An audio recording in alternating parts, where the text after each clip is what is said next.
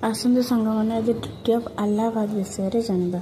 बक्सर युद्ध में इंग्रेज माने विजय लाभ करते। सुजाउद्दौला इंग्रेज मान पाखरे आत्मसमर्पण करते। इंग्रेज माने तांको अयोध्यार नवाब करते। युद्ध पर पुणी इंग्रेज मानकर शासन सदृढ़ होगा लगिला। शासन को श्रृंखलित भाव परिचालन करने 1765 पुणी क्लाइव गवर्नर भार ग्रहण कले। बक्सर युद्ध पर क्लाइव सुजाउद्दौला और शाह आलम सहित 1765 12 अगस्त एक चुक्ति स्वाक्षर करते जहाँकि अलाहाबाद चुक्ति कहुए। यह चुक्ति अनुसार अयोध्यार नवाब सुजाउद्दौला कोरा और अलाहाबाद को ईस्ट इंडिया कंपनी को हस्तांतर करते।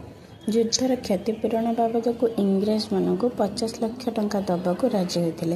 यह चुक्ति अनुसार मुगल सम्राट शाह आलम ठारू भी बंग बिहार एवं ओडिशा दीवानी लाभ करते एवं 25 लाख अन्युअल पेंशन दबापाई राजी होते।